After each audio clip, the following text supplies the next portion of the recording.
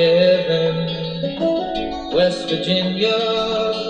I know what I'm willing to lose over.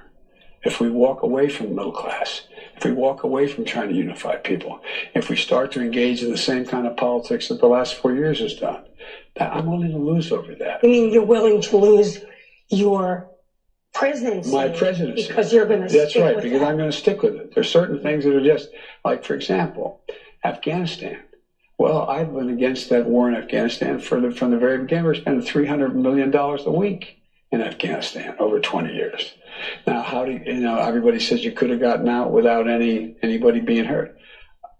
No one's come up with a way to ever indicate to me how that happens. And so there are certain things that are just so important. All right, guys, that's the end of the video, and thank God it is, because I got tired of listening to all the lying. Not only that, this reporter not challenging him on any of the things he is saying. Everything he said in that video, that little clip it, is a lie.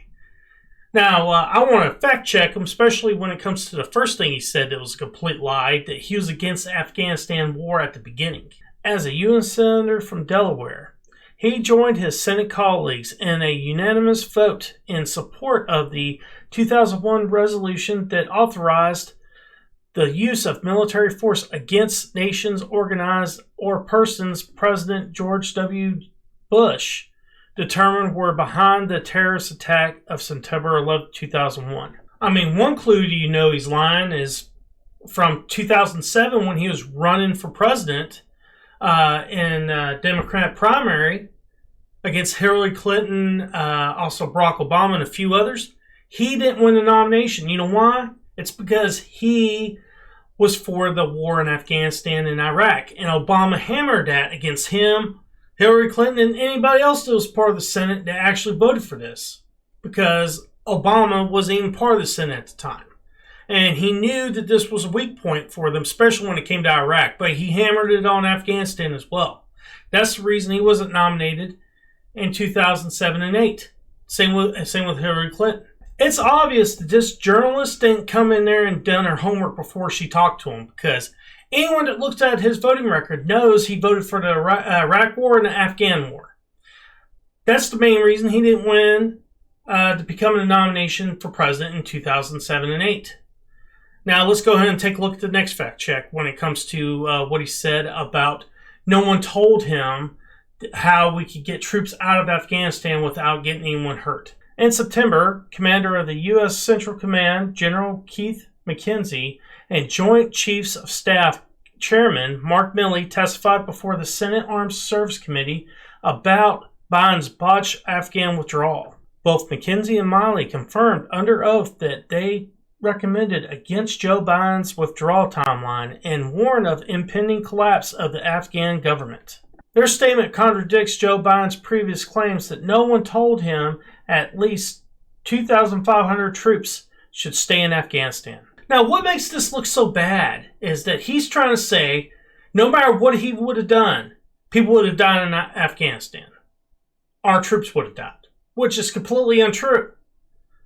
First thing, he shouldn't have pulled all the troops out first. What he should have done is put more troops in and kept control of the airport to get everybody out before the Taliban got there. But instead, he pulled all the troops out. Then a Taliban gets there. Then he sends troops back in to take over the airport so he could get everybody out. That's ass backwards. He should have kept the troops in there, the ones he had, and added, take over the airport, get everybody to the airport that was at the diplomatic office, U.S. citizens that need to get out, and any Afghan citizens that we had helping us during the war. That's who should have left.